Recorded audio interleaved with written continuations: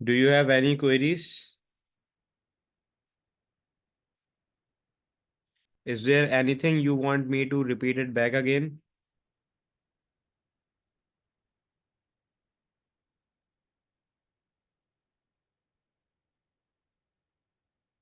Okay, great.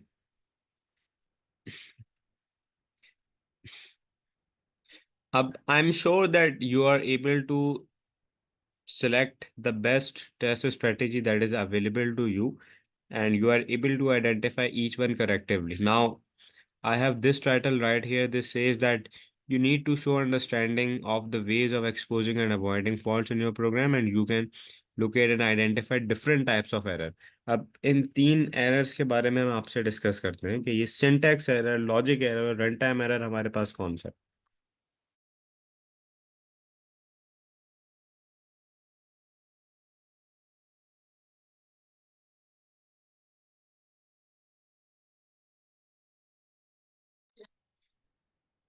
Okay बेटा, so let's move on to this testing strategy. सबसे पहले हमारे पास सिंटैक्स एरर है। मुझे ये बताओ कि सिंटैक्स एरर आप लोगों की रियल लाइफ में कहाँ आप लोगों को मिला है और आप लोगों को किस जगह पे मिला है।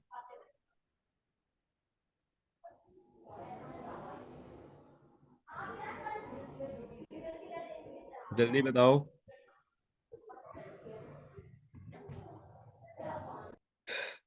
Can anyone of you speak up?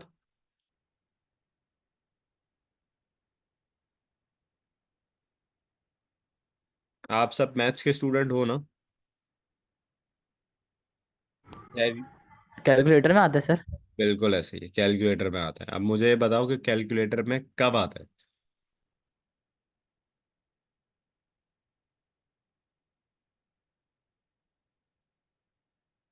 बेटे कैलकुलेटर में सर जब कोई ऐसी इक्वेशन डाले। जी जी बिल्कुल ऐसी इक्वेशन डालें जो आपने गलत ऐड की है। जैसे कि फॉर एग्जांपल मैं 5+6 ऐड कर रहा हूँ, अगर मैं 5 के साथ दो दफा मैं एडिशन के साइन लगा दूंगा तो वो आपको सिंटैक्स एरर देता है। लेकिन ये सिंटैक्स एरर ओरिजिनली होता क्या है? ये आपके पास ऐसे एरर्स हैं जो आपके these are the errors where the computers can not interpret the inputted code. That means कि जो भी कोड आपने अपने कंप्यूटर के अंदर एंटर किया है उसको इंटरप्रेट नहीं कर रहा, उसको नहीं समझ रहा। दैट माइट बी पॉसिबल कि आपने कोई गलत चीज एंटर कर दी है। That means that your computer is not able to compile it, your computer is not even able to translate it, right? That means this is the place there where you are going to get a syntax error. These are usually the first errors that a programmer will encounter, and these are mostly the easiest to spot as the computer usually informs you कि आपने कोई भी चीज़ गलत लिखी है। जैसे for example right here you can see that this is an example one. यहाँ पे आपके पास आपका नेम है और आपने आउटपुट किया नाइस टू मीट यू। लेकिन एक चीज़ जरा गौर से यहाँ पे देखो कि आपके पास ये इन्वर्टेड एक कॉमा से बेटा ओपन हो रहा है, और कॉमा से जो है most probably it has to be close, but right now it is, ये क्लोज नहीं हुआ। That means that this is a place जहाँ पे आपके पास एक सिंटैक्स एरर आ सकता है। Like right here you can see in your example number 2, यहाँ पे आपके पास काफी सारे जो है वो ब्रैकेट्स क्लोज हो रहे हैं। That means that this is also one of the errors, और यहाँ पे जो है वो आपके पास एक और सिंटैक्स एरर आ जाएगा।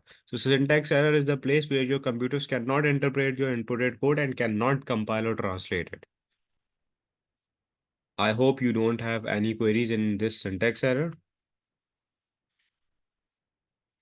Just after the syntax error, the next one you have is your runtime error. And as the word says itself, runtime. Runtime means that now whenever your code is actually running, आपका code जो है वो चलते हुए stage के अंदर है, आपका कोड जो है चल रहा है, and you suddenly encounters a crash or any sort of error. So runtime errors, these are the errors that are not detected until the program is running. Condition क्या है कि आपका जो प्रोग्राम है वो चलना चाहिए और चलते हुए आना चाहिए। This program execute successfully until a certain point where it crashes. Like for example, you guys might have encountered it as well कि कभी कभार गूगल क्रोम चलाते हुए या कोई भी प्रोग्राम चलाते हुए सडनली आपके पास एक एरर पॉपअप होता है कि इट इज क्रैश्ड, राइट? बेटा यही आपके पास एक रन टाइम एरर होता है, और यहाँ पे एरर्स आपके पास वो ऐसे होते हैं कि जिसमें for example they are not able to complete them. Like let's look into an example to understand it even more clearly. Like here the program will successfully run and ask for an age input. यहाँ पे programme आपका चलेगा और as input लगेगा, लेकिन condition क्या है, आपका प्रोग्राम जो है वो इनपुट ऐड करेगा।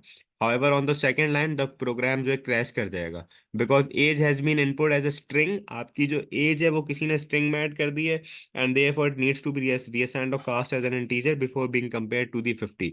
जैसे फॉर एग्जांपल यहाँ पे लिखा हुआ है as input, how old are you, और यहाँ पे मतलब I am specifically referring to alphabetical order, लेकिन यहाँ पे एकदम से उसने एक सर्टेन वैल्यू दे दी। अब वैल्यू देने से पहले डिक्लेरेशन भी जरूरत थी, वो उसने की नहीं, लेकिन डायरेक्ट उसने काम कर दिया। सो this is an example of a run time error जो आपके प्रोग्राम के चलते हुए आ रहा है।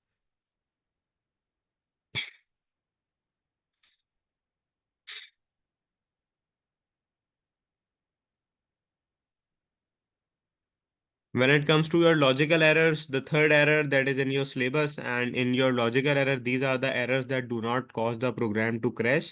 अब आपका जो बेटा प्रोग्राम है वो क्रैश नहीं हो रहा, but simply it do not function as the code intended. मतलब for example if you have created a code जहाँ पे you are actually asked to create an average of calculate average calculate करना है, code तो चल रहा है लेकिन वैसे नहीं चल रहा। फॉर एग्जाम्पल मैंने ऐड किया 5+5, इट मेरा एक्सपेक्टेड आउटकम है क्या, मुझे 10 आना चाहिए, लेकिन आउटकम क्या आ रहा है, 20 आ रहा है। How is this possible? That means कि आपने उसकी लॉजिक के अंदर कोई गड़बड़ की है। अब इसमें देखो आपका प्रोग्राम क्रैश नहीं करेगा क्योंकि प्रोग्राम तो चल रहा है, लेकिन गड़बड़ किसमें है, आपकी लॉजिक के अंदर। लाइक फॉर एग्जांपल आप लोग जो है अपने एग्जाम के अंदर अपेयर हो जाते हैं और बोलते हैं कि सर हम जो है वो A स्टार लाएंगे सब, और होता यह है कि आप सबका जो है E या F आ जाता है। दैट मीन्स कि ये एक लॉजिक एरर है। आप लोग अंडर एस्टिमेट करके अपने सब्जेक्ट को पेपर में तो देने चले गए, लेकिन लॉजिक ही आपकी सही नहीं थी, तो उसमें जाके क्या लिखोगे? पेपर भी हो जाएगा, रिजल्ट भी आ जाएगा। ऐसा तो नहीं है ना कि पेपर नहीं दिया, पेपर भी दिया, लेकिन लॉजिक सही नहीं थी। आपके पास क्या था, एक logical error. Therefore, your result is going to crash, and these errors are the most difficult to spot because you are even more confident that you are able to get a grade, but you are not going to get it. This is an example of a very dangerous error, and these errors are detected only through your tests. अगर आपने test में अच्छा काम अच्छे perform किया तो only then you are able to do that. Do you understand this? इसमें कोई कंफ्यूजन तो नहीं है लॉजिकल एरर में? किसी ने प्लस की जगह माइनस लगा दिया, ग्रेटर देन की जगह लेस देन लगा दिया, तो आपके पास ये एरर आ सकता है। Do you have any queries hair?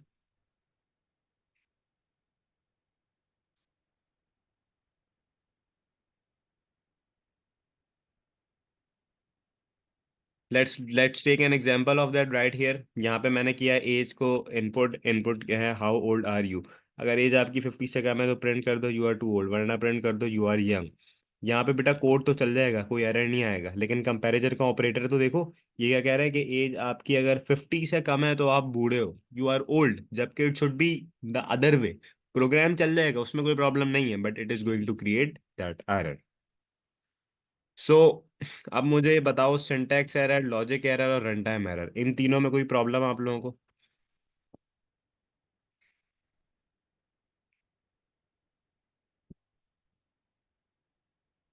Do you have any queries here? Okay great. Now I am going to discuss the last topic for your 12.3,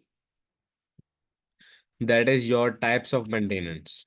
ठीक है, उसके बाद just as the class ends, Abdullah and मसल you can stay since you joined late. So if you have any queries, I'm here to clear.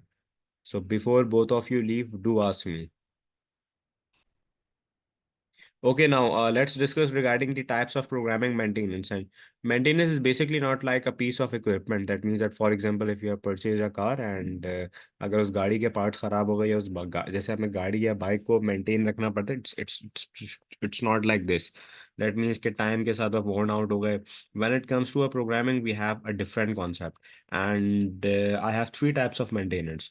The first type of maintenance I have right here is corrective maintenance। Corrective maintenance क्या होती है? Corrective maintenance बेटा ये होती है जो ऐसे error को करेक्ट करे, this is use to correct any errors that appear during use. For example, आप रन टाइम, आपके पास कोई भी एरर आया, आपके प्रोग्राम की चलते हुए कोई एरर आया, उस प्रोग्राम के चलने के दौरान आपने उसको क्लियर करना है, तो ये किसकी एग्जांपल है? करेक्टिव मेंटेनेंस की। That you are actually correcting an error.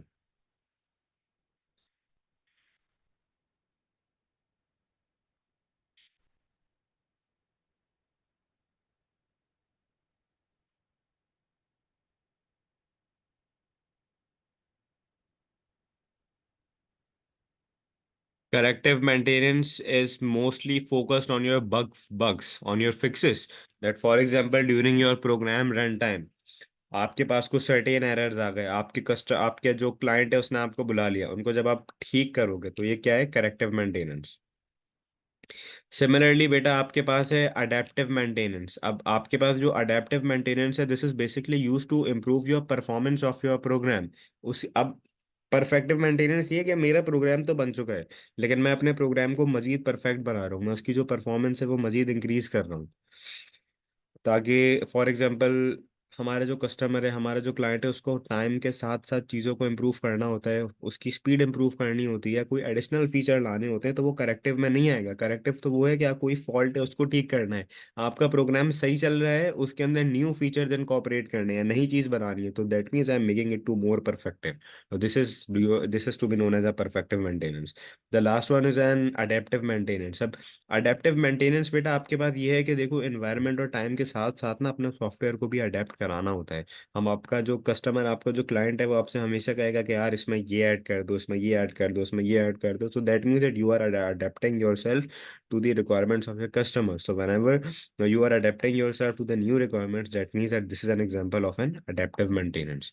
Adaptive maintenance means कि आपके पास जो है वो न्यू चीज़ें हैं और आप उन फीचर्स को आप अपने पास कॉपरेट कर रहे हो। वेयर एज परफेक्टिव मीन्स के जो भी आपके एग्जिस्टिंग फीचर्स हैं, आप उनको बेटा मजीद परफेक्ट बना रहे हो। अब एक कंफ्यूजन हो सकता है कि सर ये परफेक्टिव और अडेप्टिव में फ़र्क क्या है? बेटा परफेक्टिव के अंदर, मेरे प्रोग्राम के अंदर जो मॉड्यूल्स बने हुए हैं, मैं उनको बेहतर कर रहा हूँ, मैं कोई भी चीज़ नई नहीं ला रहा। अडेप्टिव के अंदर ये है कि मैं नई चीज़ें ऐड कर रहा हूँ। Do you have any confusion in this?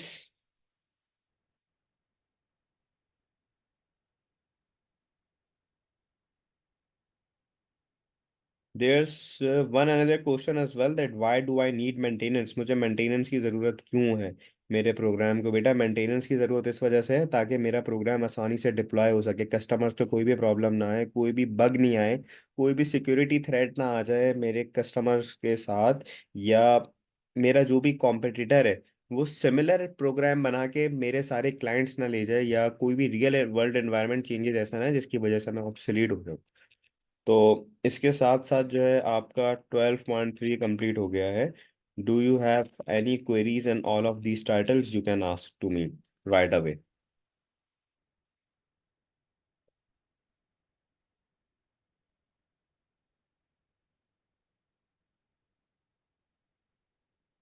Do you have any queries?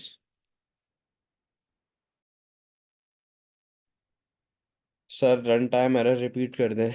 बेटा रन टाइम एरर आपके पास वो एरर है जहां पर आपके प्रोग्राम के चलते हुए कोई भी एरर आता है।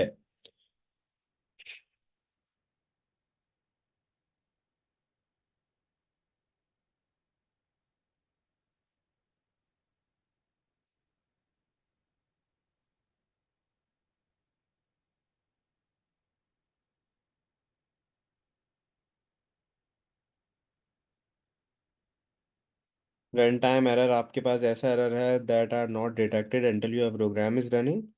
और जैसे ही आपका प्रोग्राम चलता है, जब आपके पास एरर आता है, the program execute successfully until a certain point जहाँ पे आपका प्रोग्राम क्रैश हो जाता है। जिसकी मैंने आपको एग्जांपल दी थी कि यहाँ पे एज मैंने इनपुट कराई है और लिखा हुआ है how old are you, if your age is greater than 50 then prints you are old. Sorry, if your age is greater than 50, that means that it has to print, however this sign is correctly गलत लगा हुआ है आपके पास जो ये sign है। और आपका प्रोग्राम जो है वो क्रैश हो जाएगा, क्योंकि जो एज है वो उसने शुरू में इनपुट में दी हुई है कि हाउ ओल्ड आर यू, और नेक्स्ट नीचे जो नेक्स्ट लाइन में वो आपको दे रहा है वो नंबर्स के अंदर वैल्यू दे रहा है। उसको पहले डिक्लेरेशन कराने की भी ज़रूरत है या वैल्यू सेम देने की ज़रूरत है। Is there anything you want me to repeat it again?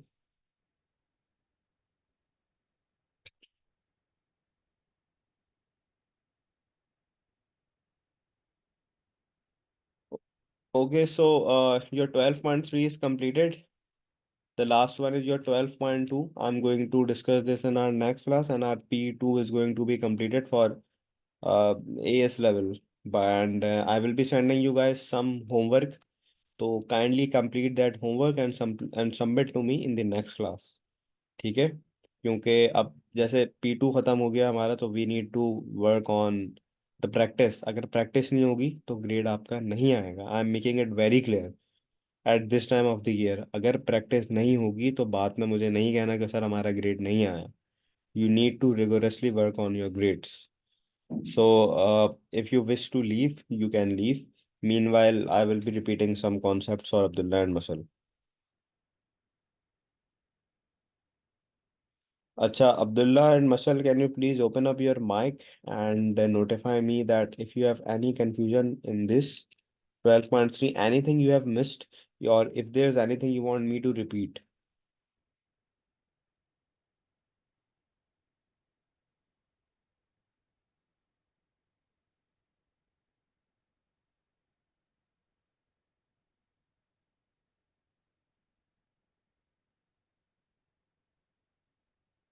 Please repeat the stub error.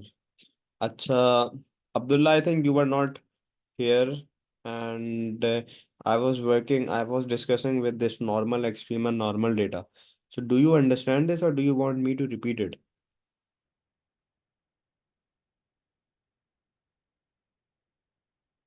I mean, इस चार्ट में से कौन सी ऐसी चीज़ है जो तुम्हें नहीं समझ आई, मुझे ये बताओ ताकि मैं उसको रिपीट करूं।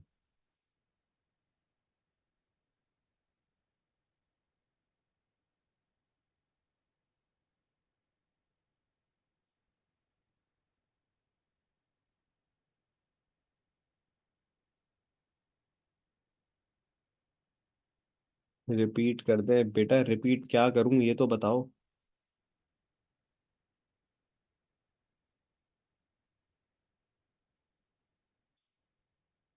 अच्छा, when it comes to a step testing, this technique basically involves the use of empty and incomplete functions. This technique usually involves the use of empty and incomplete functions. That means that whenever you are working with a software, जैसे कि मैं एक structure diagram की example ले लेता हूँ alarm application की, as usual हम हमेशा से एग्जांपल लेते हैं। वहाँ पे हमारे पास जो है काफ़ी सारे मॉड्यूल्स अवेलेबल हैं। अब उनमें से कि कोई भी एक मॉड्यूल अगर कंप्लीट नहीं हुआ हुआ और मुझे उसकी वैल्यू को टेस्ट करनी है, तो मकसद ये कि मैं उस प्रोग्राम को अभी पूरा लिखने नहीं बैठूंगा। मैं उसकी एक डमी वैल्यू ले लूंगा, मैं उसका एक डमी वर्जन क्रिएट करूंगा जो मुझे उस ही रेंज की वैल्यू देगा जो मेरे फाइनल प्रोडक्ट से एक्सपेक्टेड है। मकसद ये कि मैं स्टूडेंट मार्क्स कैलकुलेट करना चाहता हूँ। तो स्टूडेंट मार्क्स क्या होंगे? 10, 20, 30, 40। मैं उसमें से एक ऐसा प्रोग्राम लूंगा जो मुझे मेरी एक्सपेक्टेड वैल्यू दे, ये चेक करने के लिए कि क्या मेरा प्रोग्राम टेम्पररी बेसिस के ऊपर सही चल रहा है या नहीं। अगर मेरा प्रोग्राम जो है उस वैल्यू से सही चल रहा है तो ये मुझे अलाउ करेगा कि मैं अपने प्रोग्राम को एक मॉड्यूलर वे के अंदर बेहतर तरह से मैं टेस्ट कर सकूं जब तक वो सर्टेन कंपोनेंट्स कंप्लीट नहीं हो जाते। और जैसे जैसे वो मॉड्यूल्स हमारे पास कंप्लीट हो जाएगी, उसकी टेस्टिंग कंप्लीट हो जाएगी, तो मैं उसको अपने पास लिख दूंगा। So stub is basically an example of a temporary testing. Do you want me to repeat it again?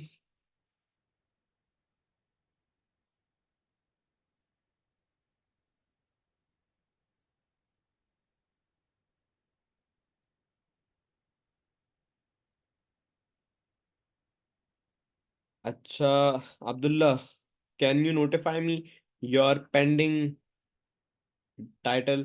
Like, as far as I know, you have only missed your normal, abnormal and extreme boundary data. इसके अलावा कोई चीज़ है जो miss out हुई है तो मुझे बता दो, मैं रिपीट कर दूं।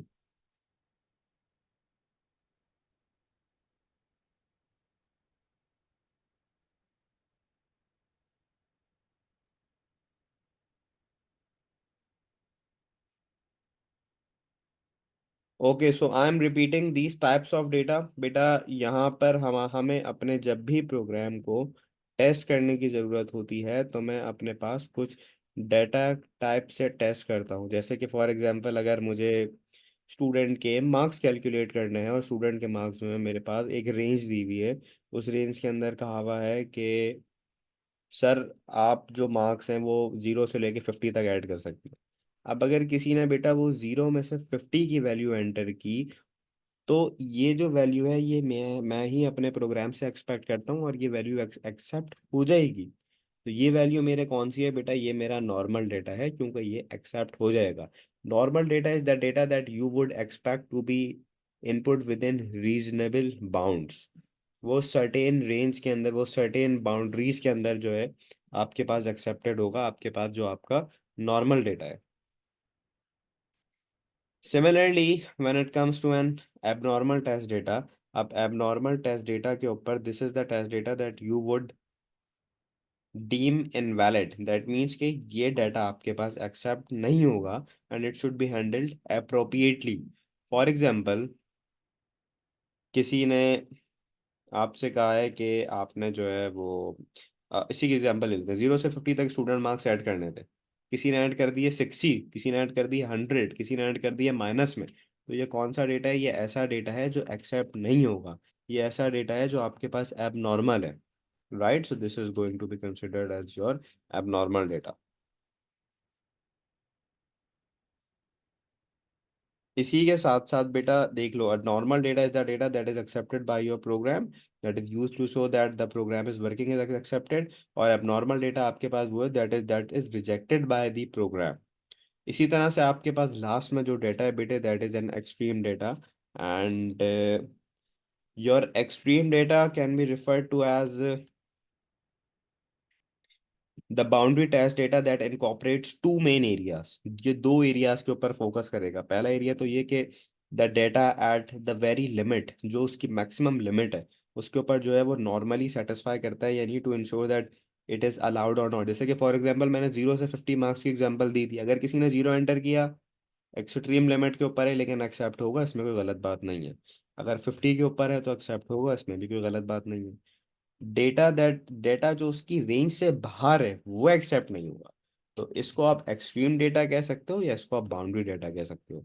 इसकी डेफिनेशन ये है that this is on the limit of that accepted program, उसकी मैक्सिमम लिमिट के ऊपर है लेकिन एक्सेप्ट भी कर रहा है। या डेटा जो उसकी लिमिट के ऊपर नहीं है, जैसे कि यहाँ पे लिखा हुआ है ग्रेटर देन 12 और लेस देन 32। किसी ने 12 या 32 एंटर किया तो वो तो एक्सेप्ट होगी होगी, लेकिन अगर किसी ने ऐड कर दिया आप लोगों के पास 11 ये 33, तो वो एक्सेप्ट नहीं हुआ क्योंकि वो आउटसाइड द रेंज है।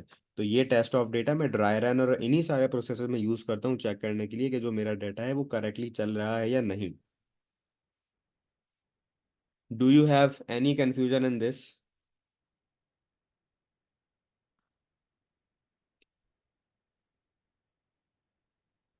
आप में से किसी को कोई भी कंफ्यूजन इसमें? बेटा एक्सट्रीम और एबनॉर्मल सेम नहीं है। एबनॉर्मल तो ये है कि बिल्कुल अजीब सा डाटा है, 0 से 50 ऐड करना था, -50 ऐड कर दिया, 1000 ऐड कर दिया। लेकिन जो एक्सट्रीम है ना, वो समझो वो उसकी एक्सट्रीम लिमिट तक है, वो उसकी बाउंड्री तक है।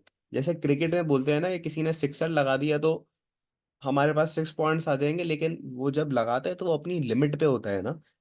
इसी तरह से इस प्रोग्राम की अगर मैक्सिमम लिमिट की वैल्यू को टेस्ट करना है तो वो एक्सट्रीम है।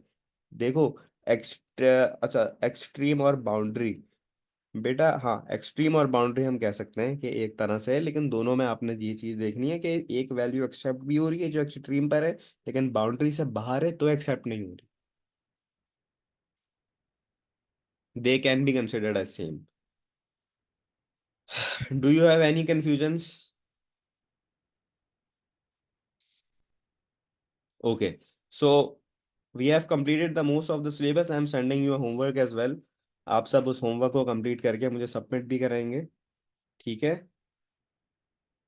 So I will see you guys इंशाल्लाह हमारी नेक्स्ट क्लास में, जिसमें हम इसको कंप्लीट करके अपना सिलेबस कंप्लीट कर देंगे और फिर हम पास पेपर्स की क्लासेस करेंगे, ठीक है? So till then take care.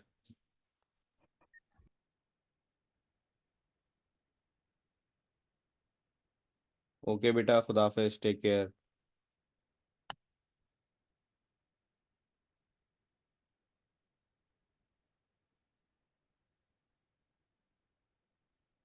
Sir आप कोई टेस्ट लेंगे? बिल्कुल लेंगे।